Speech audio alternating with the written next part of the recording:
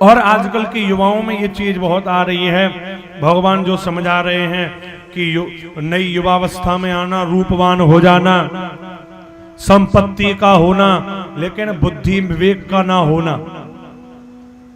जिसके अंदर बुद्धि विवेक ना हो, विवेकहीन व्यक्ति अपना नाश करता है, साथ में अपने पूरे कुल का सर्वनाश करा डालता है। और आजकल के हमारे युवा विवेकहीन हो चुके हैं। माँ बाप अगर उन्हें थोड़ी अच्छी बात कह दें, बेटा ये चीज ऐसे नहीं, ऐसे करो, ये ऐसे ठीक है, तो आजकल के युवा मानते हैं? मानेंगे नहीं। अरे आप क्या जानो, आपकी पुरानी बुद्धि है, हमारी नई बुद्धि है, हम नए तुम पुराने, आप क्या जानो।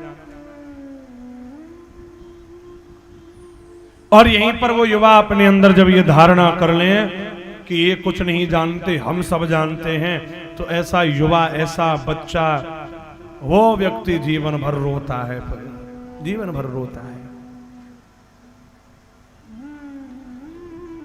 याद रखिएगा, माँ बाप के द्वारा दिया हुआ मार्ग ही आपके लिए सर्वोत्तम मार्ग हो जाता है।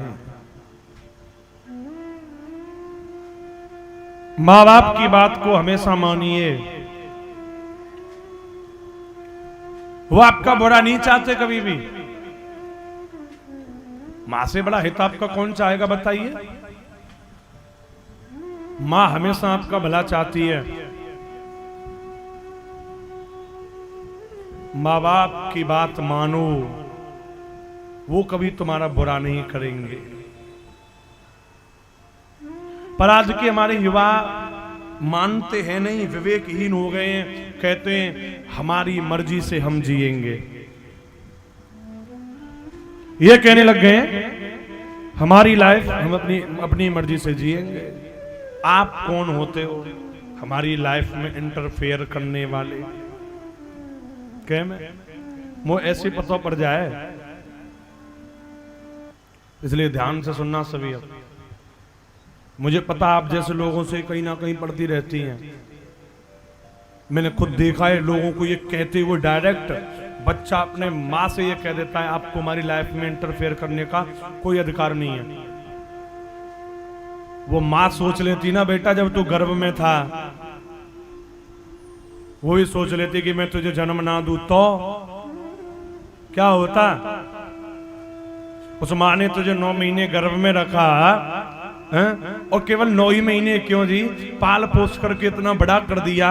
माँ बाप ने तुम्हें इस योग्य बना दिया कि तुम कुछ कर सको, खा सको, कमा सको, अपने परिवार का भरण पोषण कर सको। और अब तुम जब विवाह हो गया तो तुम ये कह देते हो कि आपको हमारी लाइफ में इंटरफेयर करने का कोई अधिकार नहीं है। तो ऐसा बेटा तो ना हो तो बढ़िया। ऐसी औलाद के होने से औलाद ना होना तो अच्छा है। जो औलाद अपने माँ बाप के साथ ना रह सके, जो औलाद अपने माँ बाप का भरण पोषण ना कर सके, अरे उन्होंने तुम्हें पाला, तब तुम बड़े हुए। अब तुम्हारा जब समय आया, जब तुम्हारे लिए तुम्हारा कर्तव्य बनता है बुढ़ापे में तुम उनकी सेवा करो, उनका सहयोग दो, तब तुम कह देते हो अब हम आपको नहीं जानते हो, कौन हो आप, जाओ कहीं पर। क्या फायदा है ऐसे बच्चों का? आपने उन्हें इतना पढ़ा दिया, वो विदेश चले गए। मैं तो ये कहूं इतना ही पढ़ा, वो देश में काम करे, विदेश जावे ही ना। ज्यादा पढ़ाओ ही मत, क्यों पढ़ा रहे हो आप उन्हें इतना? अरे वो पढ़ करके विदेश चला जाएगा और तुम्हें छोड़ जाएगा कहूं और जगह। खुले पड़े वृद्धाश्रम, जाओ वहां रह लेना अच्छी तरह से। वो तो गया बेटा विदेश सेटल हो गया, क्या करोगे उसका फिर? तुम्हारी जिंदगी तो नरक बन गई ना। मत पढ़ाओ उन्हें इतना फिर, क्योंकि ये ज्यादा बड़े बन गए तो ये आपको कुछ नहीं समझेंगे। पहले हमारी संस्कृति कितनी अच्छी थी, पूरा परिवार फैमिली एक मिलकर के साथ में रहती थी। द्वारकाधीश के परिवार को जब भगवान द्वारकाधीश के पूरी संपूर्ण परिवार का दर्शन करने नारद जी आए ना, 56 करोड़ लोगों का परिवार था एक। श्रीमद् भागवत में वर्णित है, एक परिवार 56 करोड़ का था। आज 6 लोग एक घर में नहीं रह सकते। क्यों? हम अलग रहेंगे। अलग होकर के तुम्हें मिलेगा क्या लाभ तुम्हें मिल जाएगा अलग हो जाने पर, ये बताओ। अरे एक साथ रहोगे, एकजुट रहोगे ना, तो तुम्हारे आगे कोई उंगली नहीं उठा पाएगा। अलग हो जाएगा तो राह चलता कोई थे थप्पड़ निकल जाएगा, चल बुला ले, कौन है बुलावे, क्यों कोई है ही नहीं तुम्हारे सपोर्ट में। अलग रहने में वो आनंद नहीं है जो आनंद एक साथ एकजुट रहने में आता है। क्या रखा है अलग होने में? जब भगवान इतने लोगों के परिवार को, कुटुंबों को संभाल रहे हैं, पहले नहीं थे। एक घर में रहते थे, अरे 56 लोग, 60 लोग, पूरी फैमिली रहती, परिवार रहता, सब लोग एक ही घर में रहते थे। फिर अब क्यों इतना बदल रहे हो? मैं बार बार यही कह रहा हूं, विदेशी संस्कृतियों के पीछे मत भागिए, ये भी विदेश की ही संस्कृति है। वहां तो जी भाई भाई एक तो तब रहे, वहां पति पत्नी अलग रहते हैं। बेटा अपनी मम्मी से मिलने जाता है, ये मेरी पहली मम्मी है, जाता है विदेशों में। वहां जैसा मत बनाइए। ये मदर्स डे, ये फादर्स डे हमारी संस्कृति में नहीं आते, ये उनके लिए। क्यों? क्योंकि वो लोग अपनी माँ से मिलने तब जाते हैं साल में एक बार। अरे हमारे यहाँ तो हर दिन माँ का दिन होता है। ये भारत है, कोई विदेश थोड़ी है। यहाँ का हर दिन माँ बाप के लिए है। सुबह उठो तो माँ बाप को प्रणाम करके उठिए, क्योंकि उन्हीं से आपके दिन की शुरुआत होनी चाहिए और उन्हीं से आपके दिन का समापन होना चाहिए। मैंने देखा है लोगों को जीते जी तो माँ बाप को रखेंगे बड़े कष्ट में, जीते जी तो उन्हें बड़े रुलाएंगे, मरने के बाद रोज फोटो पे हार चढ़ाएंगे, और श्राद्ध में देखो वो हमारी माता जी को ये पसंद था वही बनाएंगे। मैयू आ रही है खावे, बताओ। जब मैया जिंदी थी तब तो तुमने उन्हें वो चीज बना के दी नहीं जो उन्हें पसंद है। मरवे के बाद कह रहे हो माता जी को ये पसंद था, पिताजी को ये पसंद था। क्या लाभ उसका फिर बताओ? अरे जीते जी पसंद की चीज तो बना दो, मरने के बाद में सोचना। जीते जी तो उन्हें मत रुलाइए।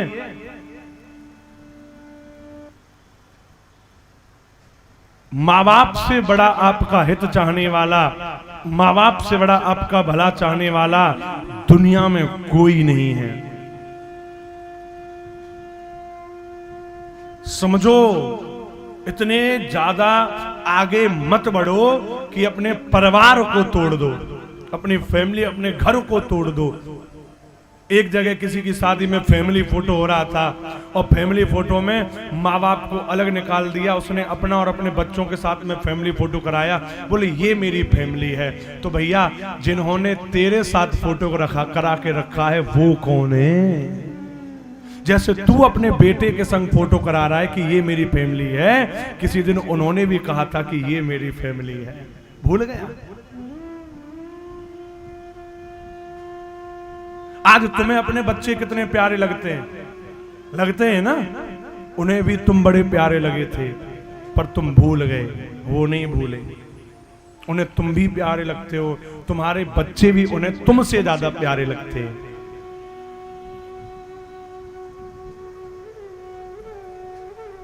आप कह रहे हो ना, और कह देते बच्चे आप हमारी फैमिली में इंटरफेयर मत करिए। आपके बच्चे को कोई भी तकलीफ होना जी, आपको कष्ट कम होगा। दादी बाबा को जितना कष्ट होता है ना, उतना तो माँ बाप को नहीं होता है। उन्हें बहुत कष्ट होता है। वो कष्ट वो आप अनुभव तब करोगे जब आप कुछ बन जाओगे, तब आप उनके बराबर स्थान पर पहुंच जाओगे। कभी कभी थोड़ा ज्यादा भाव आ जाता है, पर ये समाज में जब ये सारी चीजें दिखाई देती है तो बहुत मन व्यथित हो ही जाता है कि क्या हो रहा है, हम लोग कहां आ गए, आखिर हम क्या बन गए। हमारी सनातन संस्कृति में ये सब कभी नहीं होता जो आजकल के युवा बनते जा रहे हैं। अगर माँ बाप तुमसे कह रहे हैं बेटे ये कपड़े ठीक नहीं है, तो वो ठीक नहीं है, तब वो कह रहे हैं। और आजकल तो बाप भी अगर बेटी तो कह देना बेटी ये नहीं दूसरा पहन ले, हो तुम बहुत जानते हो, जा देवी ऐसे नहीं पहन के, क्या होगा? फिर कहते हैं जी ऐसी ऐसी खैर ज्यादा ना कह रहो, नहीं तो आजकल तो कहने वाले कोई सुधार देते हैं, लोग उल्टा पड़ जाते हैं महाराज। कोई ने कह भी दे ना, मैंने कहा था ना पहले महाभारत इस बात पे हुआ था कि वस्त्र हरण हो रहा था, वस्त्र उतारने पे महाभारत हुआ था। आजकल वस्त्र पहनने की कह दो तो महाभारत हो जाता है। तो अब तो महाभारत, क्योंकि पूरा अधिकार है खैर, हमारी जिंदगी हम जैसे जिए। अपनी जिंदगी को जीने वालों में से एक पकड़ा गया है ड्रग्स लेता हुआ। हमारा बेटा अपने हिसाब से जिएगा, ले ले प्रसाद, अब मिलेंगे वह डंडन थे, जिंदगी जीरो होगा आराम थे। और कैसे कैसे जीवे वो, यही लोग तो बिगाड़ रहे हैं। कौन बिगाड़ रहा है? फिल्मों में यही तो दिखा रहे हैं उल्टा सीधा सब कुछ। तभी तो हमारे बच्चे कहते हम भी ऐसा पहनेंगे, क्योंकि उन्होंने दिखाया। अब दिखाने वालों पे बीत तो रही है, नंबर सबका आता है एक एक करके। देखो पहले कोरोना निकलो जब बहुत फंसे, अब ये सेकंड में से ये चपेटे में आ गया, और ये ना जाने कितनों को निकालेगा। ये सब सफाड़ा होना चाहिए सबका। बोलो जय श्री कृष्ण। हमारी संस्कृति को पूरा बर्बाद करके रख रखा है इस बॉलीवुड ने। ये बॉलीवुड ही खतरनाक है सबसे ज्यादा। इसमें जितना गंदगी भरी पड़ी है ना, उतनी कहीं नहीं है बॉलीवुड से ज्यादा। अरे इतना पूरा सब गंदा ही गंदा दिखाते रहते हैं हमारे धर्म के प्रति, संतों को लेके, सबको लेके। और दिखाने वाले जरूरी नहीं वो अन्य धर्म के ही हो, हमारे धर्म के ज्यादा है उनमें, वही आकर के आते हैं उनमें। लेकिन अब बदलाव आ रहा है और अच्छी बात है। बदलाव क्या आ रहा है? हम लोगों में जब से जागरूकता आई है सब में, वो लोग बदल रहे हैं। अभी अभी मैंने देखा था एक किसी अभिनेता ने वो किसी गुटखे का प्रचार करते थे, लोगों ने ज्यादा विरोध कर दिया, अब खत्म कर दिया। बता रहे हैं कि अब नहीं, अब वो प्रचार नहीं करेंगे। हाँ जो भी है नाम समझ गए आप, न्यूज आप मुझसे ज्यादा देखते हो। तो उन्होंने अब एग्रीमेंट कैंसिल कर दिया, अब हम ऐसा प्रचार नहीं करेंगे। ये अच्छी बात है, क्योंकि हम लोग जगे तो वो लोग सुधर रहे हैं। जब तक हम नहीं जगेंगे ना वो सुधरेंगे नहीं।